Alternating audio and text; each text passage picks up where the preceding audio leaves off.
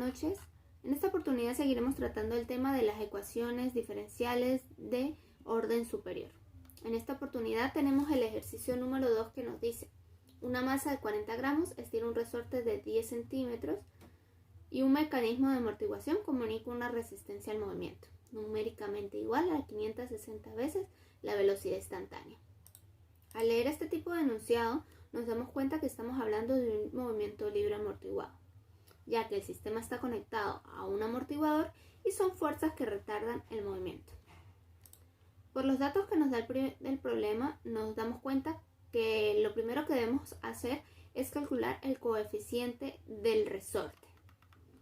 Luego de tenerlo, hay una ecuación diferencial básica para lograr la solución de este tipo de ejercicios. Y ya teniéndola, sustituyendo los valores, nos damos que es una ecuación homogénea. Realizamos la solución de esta ecuación homogénea y vamos a tener una ecuación con una solución general del problema. Procedemos a hacer los cálculos correspondientes para poder obtener los valores de las constantes C1 y C2. De esta manera ya obtendríamos la ecuación general del movimiento para cuando el resorte se suelta desde la posición de equilibrio con una velocidad dirigida hacia abajo de 2 centímetros sobre segundo o 0.02 metros sobre segundo. Muchas gracias. El ejercicio 1 dice lo siguiente: una masa de 2 kilogramos está unida al extremo de un resorte estirado 4 metros por una fuerza de 64 newton. Al sistema se le conecta un amortiguador que proporciona 16 newton de resistencia por cada metro sobre segundo de velocidad. La masa se pone en movimiento desde una posición inicial y igual a 5, con una velocidad inicial y igual a menos 10. Encuentre la posición de la masa y determine el tipo de movimiento: sobreamortiguado, críticamente amortiguado o subamortiguado. Ok, del enunciado extraemos los siguientes datos: que M es igual a 2 kilogramos, S es igual a 4 metros, FR es igual a 64 newton y FA es igual a 16 newton, y de Y sobre dt es igual a 1 metro sobre segundo. Seguidamente planteamos la ecuación diferencial donde Y' más beta sobre M por Y' más K sobre M por Y es igual a 0, donde beta es el coeficiente de amortiguación y K constante de deformación. Luego calculamos beta, donde FA es igual a beta por dy sobre dt. Despejamos a beta y nos da como resultado que beta es igual a 16. Después calculamos K, donde FR es igual a K por S. Sabemos que K nos dio como que FR es igual a 64 y S es igual a 4 metros. Y allí despejamos acá y eso nos da como resultado 16 newton sobre metro. Seguidamente sustituimos los valores en la ecuación diferencial planteada, donde Y' más beta sobre M por Y' más K sobre M por Y es igual a 0. Sabemos que M es igual a 2 y nos quedaría que Y' más 8Y' más 8Y es igual a 0. Planteamos la ecuación en su forma estándar y nos queda que Y' más 2 lambda por Y' más W al cuadrado por Y es igual a 0, donde 2 por lambda es igual a 8 y W al cuadrado es igual a 8. Posteriormente se calculan las raíces de las ecuaciones características para hallar la ecuación general. Y R es igual a menos 2 lambda más o menos la raíz de lambda al cuadrado menos W al cuadrado, donde 2 por lambda es igual a 8. Despejamos lambda y nos da que es igual a 4.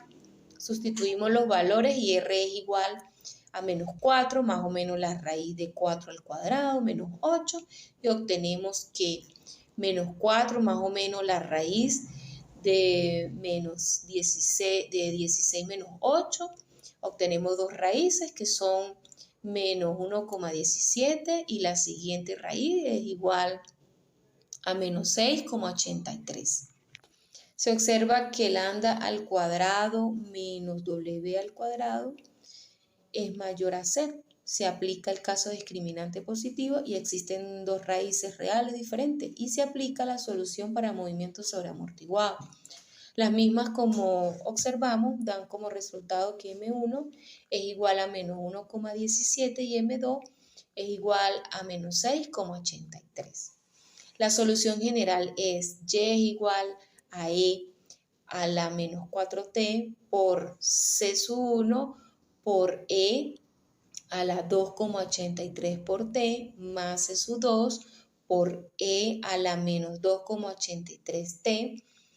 Y luego derivamos a y sería que nos da como resultado que Y' es igual a menos 4 por E a la menos 4t por C sub 1 por E a la 2,83t más C sub 2 por E a la 2,83t más, no derivamos aquí en este caso sería E a la menos 4t, derivamos esta parte de acá, sería 2,83 por E a la 2,83t menos 2,83 por C sub 2, que es E a la menos 2,83 por t.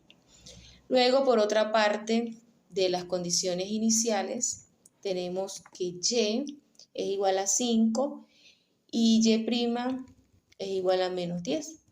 Y se sigue que obtenemos dos sistemas de ecuaciones que serían C sub 1 más C sub 2 es igual a 5 y menos, la siguiente es menos 1,17 C sub 1 menos 6,83 C sub 2 que es igual a menos 10.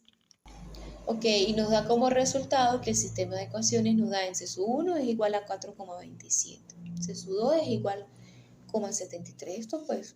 Estos valores fueron obtenidos mediante la calculadora en el sistema de ecuaciones. Y la ecuación diferencial es igual a YT es igual a E a la menos 4t por 4,27 por E a la 2,83t más 0,73 por E a la menos 2,83t. Bueno, donde sería igual a 4,27 por E a la menos 1,17t más 0,73 por E a la 6,83t. Bueno, finalmente, como dije anteriormente, se trata de un caso discriminante positivo, en donde existen dos raíces reales diferentes y el movimiento está sobre amortiguado. Hola, ¿qué tal? Mi nombre es José Alejandro Luz Contreras, estudiante de Ingeniería Informática en la Universidad Nacional Experimental del Táchira, y en este caso les vengo a hablar de la aplicación de las ecuaciones diferenciales de orden superior. En este caso vamos a hablar del sistema masa-resorte, ¿sí? Entonces, leemos un poco del enunciado. Dice que se tiene inicialmente un resorte de 0,60 metros de largo fijado verticalmente a un soporte, una masa M de 1 kilogramo que se sujeta al resorte y lo elonga 0,27 metros cuando se alcanza el equilibrio. Si gravedad es igual a 9,8 metros sobre segundos al cuadrado, determinar la constante K del resorte, redondear sus resultados. Posteriormente, la masa M se pone en movimiento. Calcule W al cuadrado igual a K entre M, el periodo, la frecuencia y cómo se llama este movimiento, además de hallar la ecuación diferencial. Muy bien, inicialmente vamos a tratar de comprender mejor el ejercicio. Principalmente nos dan un enunciado en el cual nos dicen que existe una barra, ¿sí?, que es inmóvil, ¿sí? Esto es muy importante porque esta barra podría llegar a alterar el movimiento, ¿sí? Pero nos están diciendo que esta barra está inmóvil, está fija. Y a ella está conectado un resorte. Este resorte mide 0,60 metros de largo.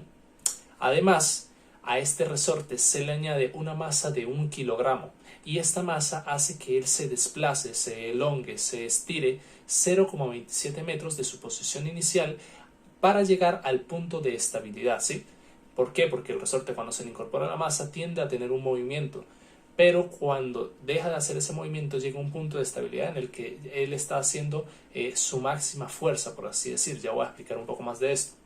Nos hablan de la aceleración de gravedad, que va a ser de 9,8 metros sobre segundo al cuadrado, y nos piden hacer los cálculos. Muy bien.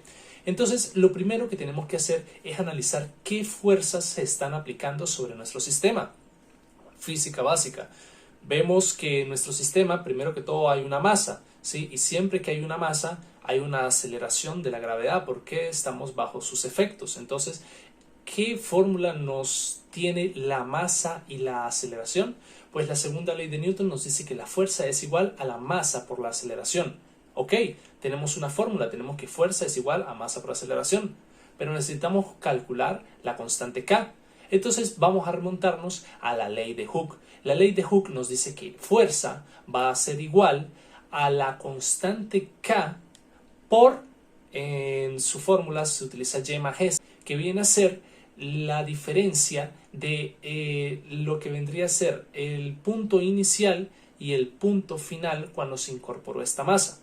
Entonces, podemos expresar la siguiente fórmula. Vamos a decir que la fuerza, masa por gravedad, va a ser igual a ¿qué? A la constante K por esa diferencia que vamos a llamarla X, que en nuestro caso X es 0,27 metros. Al hacer nuestros cálculos, ¿sí? Multiplicamos la masa por la gravedad, luego dividimos todo para poder cancelar lo que vendría a ser la X del lado derecho, y de esta forma obtenemos lo que es nuestra constante K, la constante del resorte. Todos los resortes tienen una constante diferente, ¿sí? Esta constante es la que permite la estirabilidad del resorte sin que se rompa. En nuestro caso, este resorte tiene una constante de 36 newton sobre metros. Ahora que lo tenemos, podemos proceder a calcular W cuadrado, que también nos lo estaban pidiendo, ¿sí? Y que es muy útil. Ya les voy a decir por qué. W al cuadrado es igual a K entre M. K es 36 newton sobre metros y M es 1 kilogramo. Obtenemos que W al cuadrado va a ser 36 kilogramos por newton sobre metros. ¿Ok? Entonces, ahora procedemos a hacer el siguiente cálculo y a plantear la ecuación diferencial. La ecuación diferencial para este modelo es la siguiente. La segunda derivada de y más esta constante w al cuadrado por la y derivada con respecto al tiempo igual a 0. ¿Sí? Y esto es una ecuación diferencial de segundo orden porque tenemos nuestra y derivada a la segunda, ¿sí?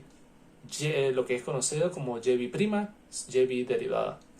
Entonces, ahora procedemos a reemplazar w es 36, y así podemos empezar a resolver. ¿Sí? Podemos proponer que y es igual a e a la rx y obtenemos todo lo que son los procesos que hemos aprendido anteriormente para resolver este tipo de fórmulas. Hallamos las raíces y de esta manera podemos hallar una expresión de la ecuación diferencial del movimiento, diciendo que y es igual a una constante 1 por el coseno de 6x más una constante 2 por el seno de 6x. Ahora sí, vamos a proceder a seguir hallando los demás incógnitas que nos plantea el ejercicio. Nos dicen que hallemos el periodo. Buscamos la fórmula del periodo y sabemos que el periodo va a ser igual a 2pi entre W, ¿sí? La W que teníamos hace rato. Si a esa W le sacamos la raíz cuadrada, la de hace rato, obtenemos que es 6. Entonces T sería igual a 2pi entre 6, es decir, pi tercios. Y ahora encontramos lo que viene a ser la frecuencia. La frecuencia es 1 entre T, es decir, 1 entre pi tercios, que vendrían a ser 0,95, que viene a ser la frecuencia de oscilación de este sistema. Podemos concluir que esto es un movimiento libre no amortiguado. ¿Por qué? Porque no tenemos ningún tipo de amortiguador dentro de nuestro sistema que pueda reducir la capacidad de movimiento de este objeto, ¿sí? En este caso, nuestro movimiento es libre porque no hay nada que lo limite a moverse. Muy bien, espero que les haya gustado mi explicación. Gracias por vernos. Hasta luego. Santa Márquez, y a continuación voy a explicar el ejercicio número 6 de la actividad 12 de Matemática 4. Este ejercicio nos indica que se tiene un circuito RLS en serie, como lo podemos ver acá en la imagen, en donde nuestro circuito RLC se llama así porque posee un inductor, una resistencia y un capacitor. Por lo que entonces el ejercicio nos indica que la resistencia tiene un valor de 2 ohmios, el inductor de 1/4 de henrios y el capacitor de 1/13 de faradios. Además nos indica que se aplica un voltaje al circuito. Esto tiene un valor de 40 coseno de 2T voltios. Ya sacamos los datos, podemos seguir recordando que este circuito RLC, por ser conectado en serie, la corriente será la misma para los 3 receptores y el valor de este depende de la combinación de la resistencia, la reactancia inductiva y la reactancia capacitiva. Ahora bien, los valores dados de los componentes para calcular su respectivo voltaje se obtendrán a partir de las leyes físicas. En el caso del voltaje de la resistencia, se empleará la ley de Ohm, ¿sí? Donde el voltaje de la resistencia será igual a la resistencia por la corriente, recordando que su unidad de la resistencia es Ohm y la de la corriente es amperio. Para el inductor, su caída de voltaje se obtendrá según será el voltaje del inductor será igual a la inductancia o el valor del inductor por la derivada de la corriente que depende del tiempo. Su unidad es Henry, la del inductor. Finalmente, para el capacitor, el voltaje será la carga de T entre el capacitor, recordando que la unidad del capacitor o de la capacitancia es farad. Ahora bien, el siguiente paso será dejar estos términos de la carga para aplicar la ley de tensiones de Kirchhoff, la cual esta nos dice que es la suma algebraica de las caídas del voltaje a través de los elementos en la malla simple de un circuito eléctrico, que será igual al voltaje aplicado. Entonces, en el caso de la resistencia, sustituyendo la expresión de la corriente, que es esta, la corriente será igual a la derivada de la carga que depende del tiempo.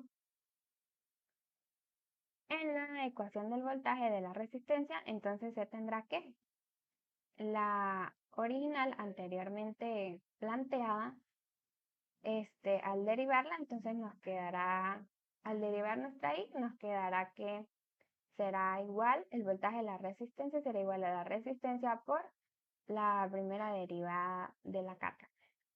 Para el inductor lo mismo, nuestra ecuación antes planteada, que sería la principal, y al derivar nuestra corriente nos quedaría entonces que el voltaje del inductor será la inductancia por la segunda derivada de la carga. Ahora bien, teniendo entonces, sustituimos en la ecuación de la ley de tensiones de Kirchhoff, donde nos indica que esta será la suma del voltaje de la resistencia, del inductor y del capacitor, siendo igual al voltaje que se le suministra al circuito. Sustituimos nuestros valores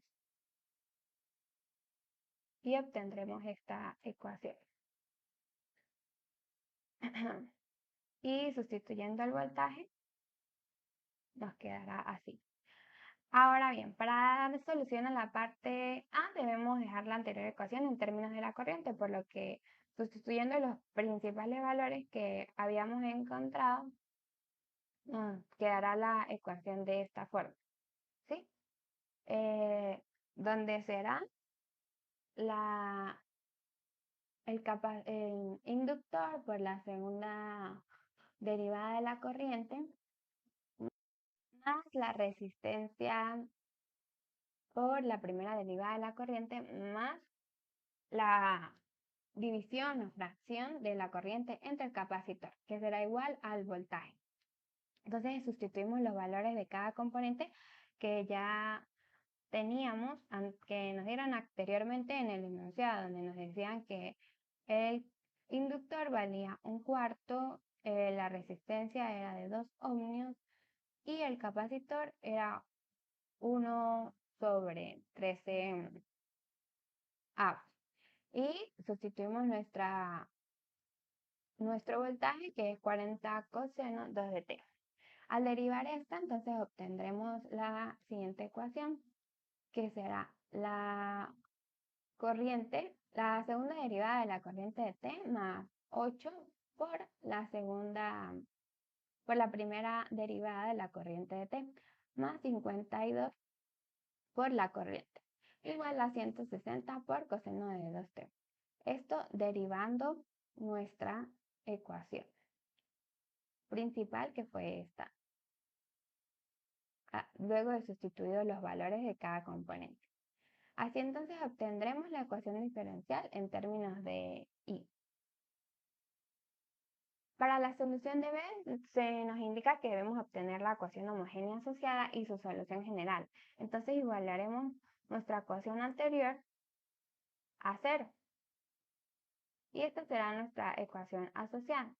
Debemos realizar un cambio de variables y ordenar la ecuación para que esta quede como una de segundo grado, como podemos ver acá, donde entonces, siguiendo los métodos y leyes aprendidas en el material de apoyo, tenemos que será la ecuación exponencial de r de t,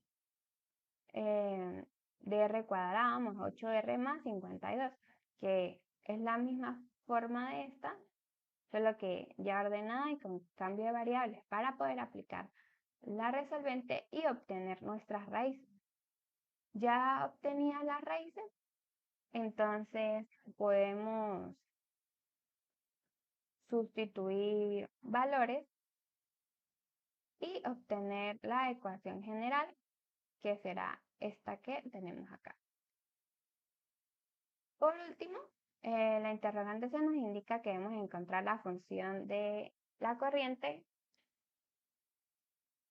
permanente en el circuito. Para eso entonces, donde por nuestro voltaje no ser constante, entonces tendremos que nuestra corriente de P será igual a seno de 2t más b coseno de 2t. Esto en este caso aplicando los métodos. Y luego tendremos que buscarle su primera derivada, que es esta, y su segunda derivada. Ahora debemos sustituir estos valores, nuestra primera derivada de la corriente y nuestra segunda derivada de la corriente, en la ecuación diferencial que habíamos calculado anteriormente. Y debemos sustituir los valores, ¿sí?, según nos indica, de la segunda derivada y de la primera derivada de la corriente. Sustituyendo los valores y resolviendo según operaciones matemáticas, entonces nos quedará que seno de 2t por 48a menos 16b más coseno de 2t por 48b más 16a va a ser igual a 160 coseno de 2t. Esto de la resolución de todas estas operaciones matemáticas, eliminando términos y agrupando términos semejantes. Ya con esta podemos obtener entonces el valor de A y B despejando e igualando ecuaciones. Y entonces la corriente será la suma de la IP y la ecuación general, donde tenemos que la IP va a ser igual al seno de 2t más 3 coseno de 2t y la ecuación general, que ya la habíamos calculado anteriormente, y al sustituir entonces obtendremos que esta será mi corriente. Buenas tardes, mi nombre es Frank. Y hoy les voy a explicar el tercer ejercicio de la actividad de matemática. En este caso, pues tenemos un ejercicio con un circuito RCL. Sí, aquí nos dan nuestros datos, la resistencia, el inductor, el capacitor, Con estos datos, entonces nosotros usando la ecuación para circuitos RCL, que sería una ecuación diferencial de segundo orden, entonces sustituimos los valores, resolvemos la ecuación y obtenemos esta solución con nuestras constantes. Luego de obtener esta solución, obtenemos la solución particular, que sería con la ley de Ohm. Sí, aquí la tenemos, nuestra solución particular. Y entonces para obtener la corriente simplemente derivamos la carga y obtendríamos la corriente. Luego, como nos dan unas condiciones iniciales, podemos obtener nuestras constantes, el valor de nuestras constantes, armando nuestro sistema de ecuaciones, lo resolvemos, allí obtenemos el valor de nuestras constantes, sustituimos en la solución del sistema, de la ecuación diferencial para el tiempo igual a 1 segundo y allí obtendríamos entonces el resultado. Para la carga en estado estacionario, entonces utilizaríamos la segunda ley de Kirchhoff, ¿sí? Aquí está, y de esa manera obtendríamos nuestra carga en el estado estacionario. Ya ahí estaría explicado todo el ejercicio. Muchas gracias.